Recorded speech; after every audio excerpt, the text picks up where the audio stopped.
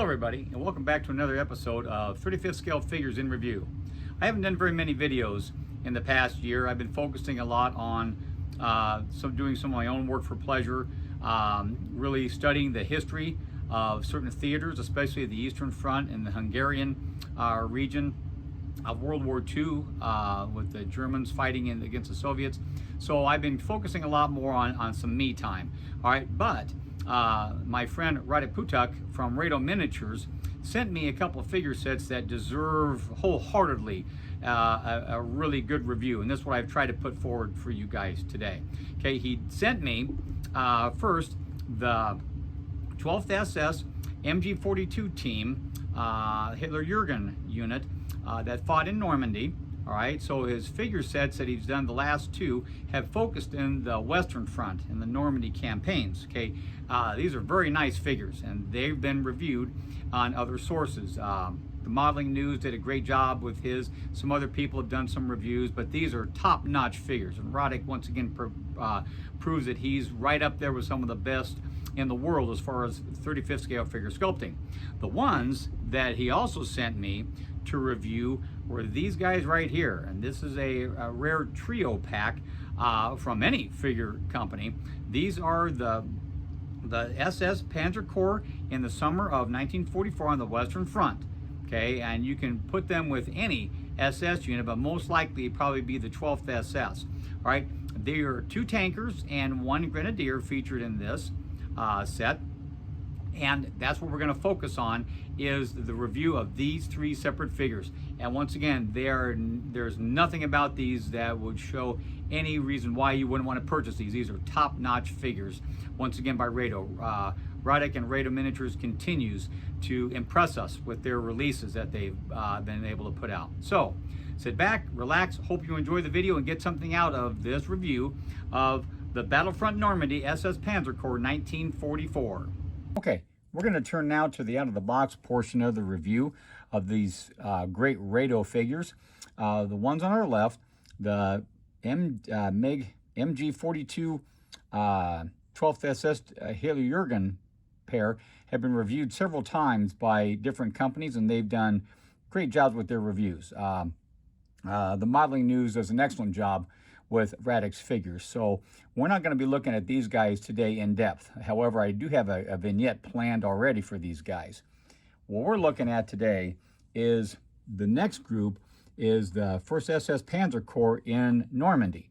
Okay, this is a 3-figure set, okay, coming out of the box, all right? It has 2 tankers and 1 grenadier loaded for bear as he's preparing to take on the British in that area of Normandy. Okay, so typical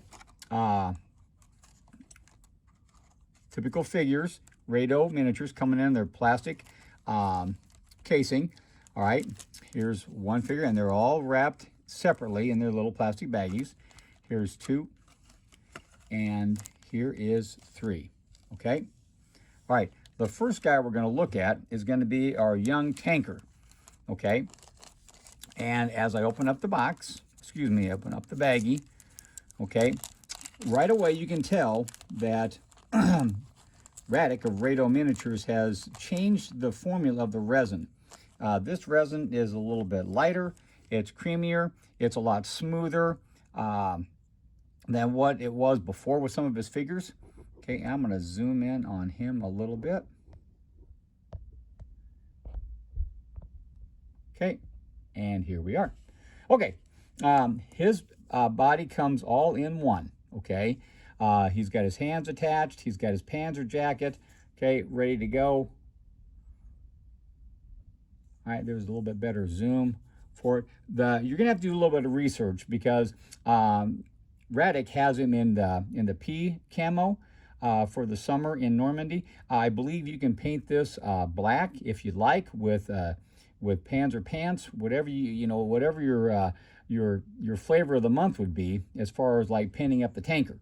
Okay, very little cleanup will obviously be used, and once again, that's the beautiful thing about Rado Miniatures. There's not a whole lot of cleanup. There's a little bit of flash here on the arms, just the dull end of a razor saw, but nothing in the pants. Great folds of the pants. Okay, there's a little bit of cleanup needed here. Okay, Here's the tanker boots he has.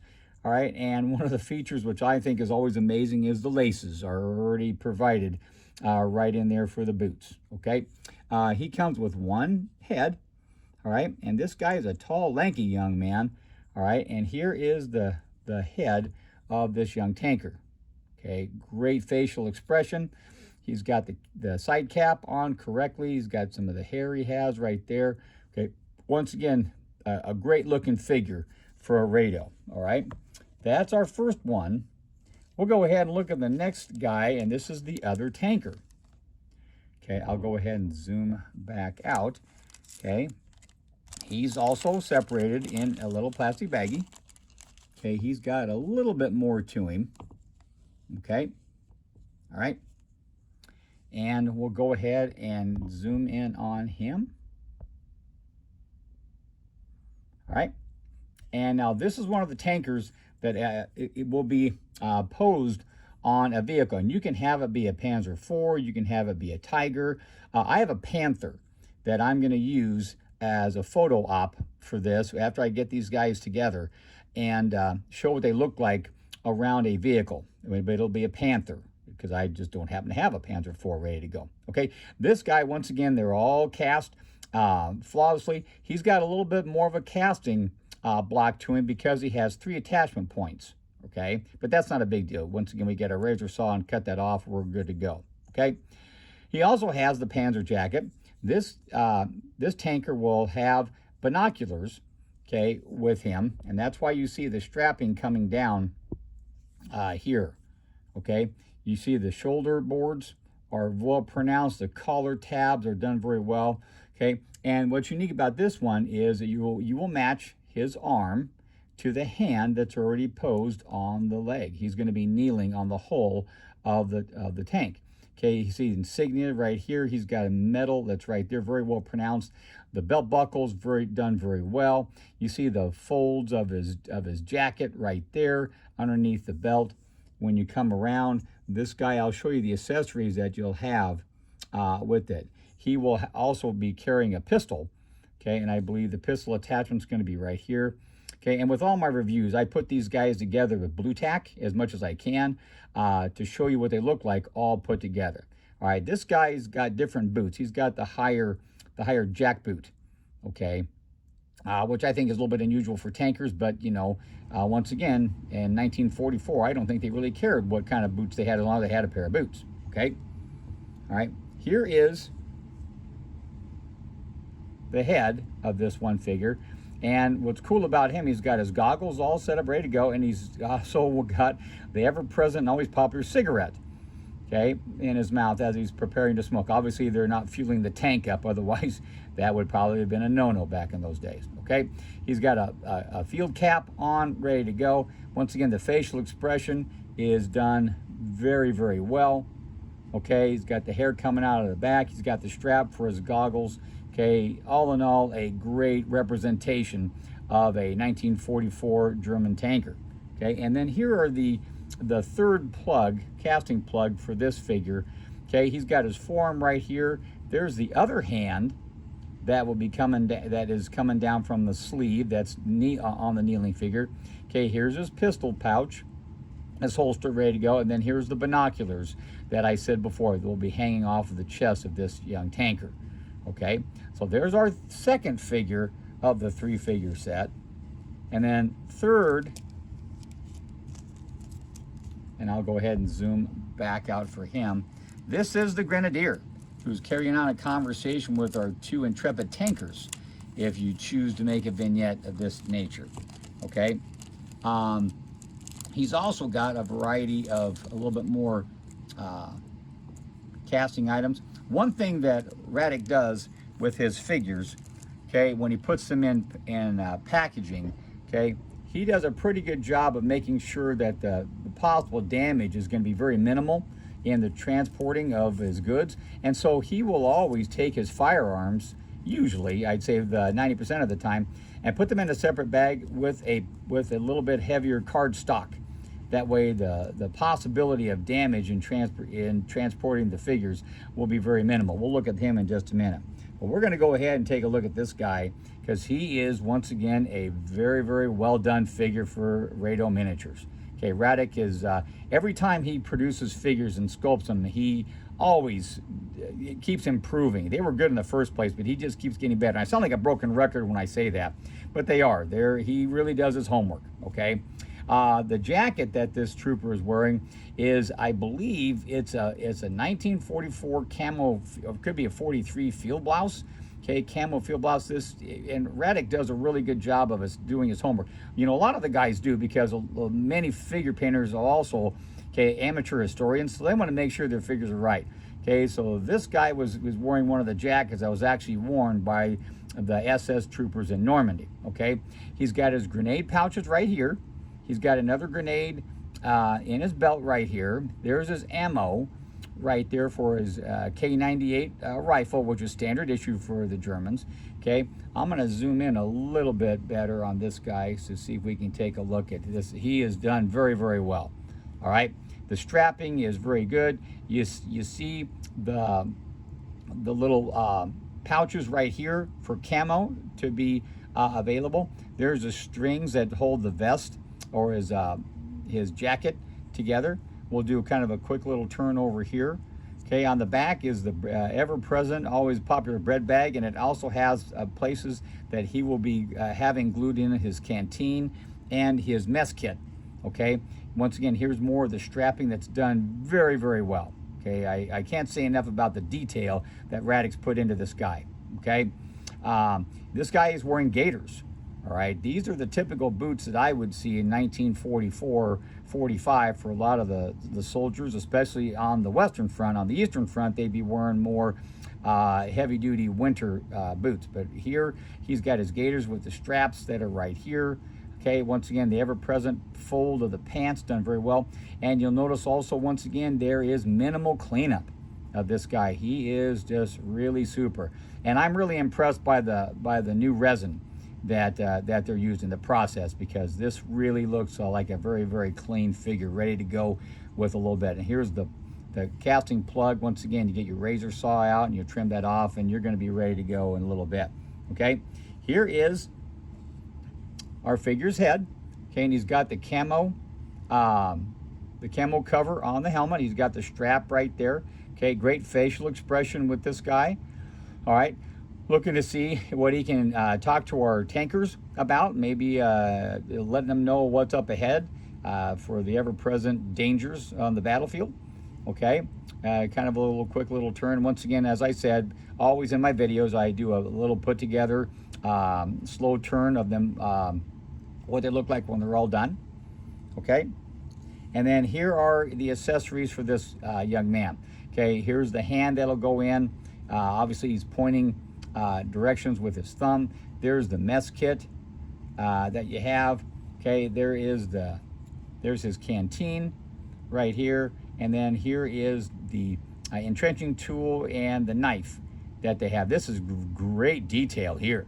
Usually it's a leather pouch that holds the shovel in and the strapping, and they oftentimes will put their dagger or their knives right on top of the entrenching tool. Very well done, very well done.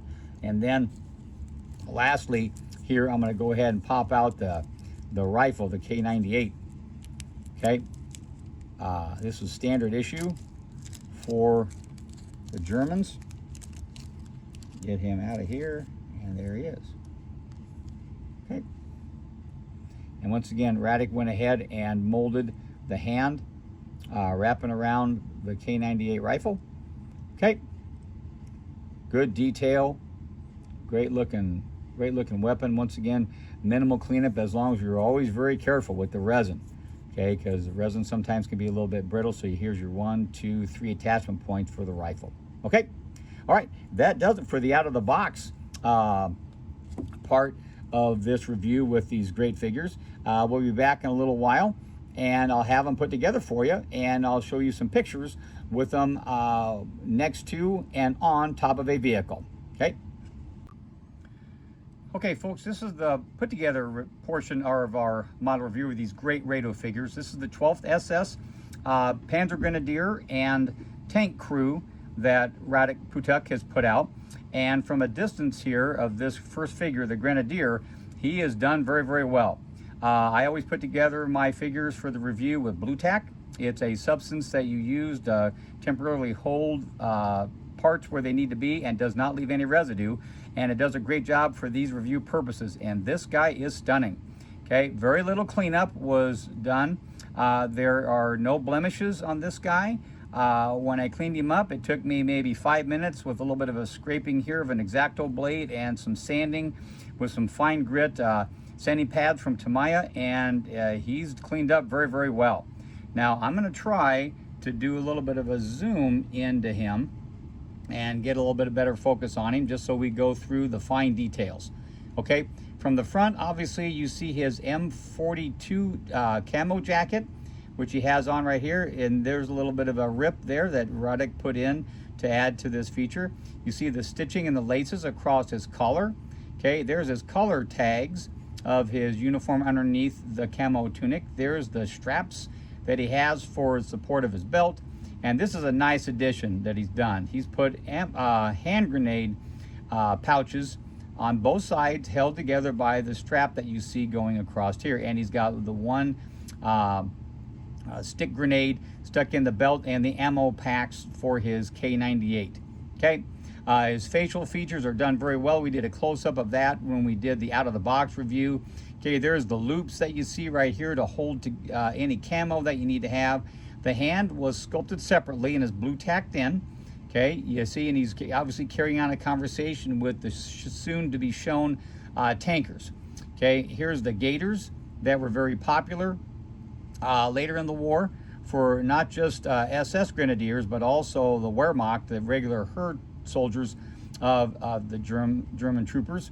Okay, and as I do my turn, once again, you see the great folds of his trousers. Okay, the entrenching tool with his ever-present dagger strapped in. Okay, there's his canteen on the always-present bread bag. There's his mess kit right there. And here's a neat little feature that you see the strapping on the back, okay, of his equipment straps. Okay, there's the loops that are present for the M43 camo jacket that he has. Once again, all in all, a tremendous figure. Okay, nice addition to the Rado line. Okay, now I'm going to put him off to the side, and then we're going to go ahead and go with the young tanker crewman that we have. And this is our crewman that is set in this scene of the three figures, and he's wearing the standard jacket of the tankers. Okay, and as you do a slow turn with him, there's not a whole lot of insignia on this guy because he's a youngster. He's a rather tall, lanky trooper for the 12th SS. You see his hands were molded, the shoulders were molded, everything was put together already. And great detail of the hands hanging on the hips. Great detail for the trousers and the boots that he has on. Great folds are put in. Once again, the cleanup was amazingly fast with these guys. The head is sculpted separately, of course, and so you see I blue tacked him in here, and that's basically all there is to put together with this guy. He is a very, very quick cleanup and a very quick put together. You see the nice features that he's done of the tanker jacket he wears, the continued folding of the pants that the tankers have on. Okay, his jacket that comes down, natural lay of the land on his arms. Okay, and then once again, I already did a close-up of the features of the tanker cap, the side cap, and the facial features that he has. Okay, nice detail with the hair that comes out from underneath the jacket, as well as the ears that you see there. Okay, all right. Now the third and final figure of our little trio is the second tanker, and I have a still I will show you later. Okay, and because I always give still photos of our guys when they're all put together. And this is the gentleman that's leaning on the tank. I used a Panther. Okay, and you see right here, I've done the blue tack. Is kind of come off just a little bit with this guy, but he has great detail. He's smoking a cigarette, which is always present, and I joked a little bit about hopefully they weren't refueling at the time. This guy's got a set of goggles that he has on top of his cap.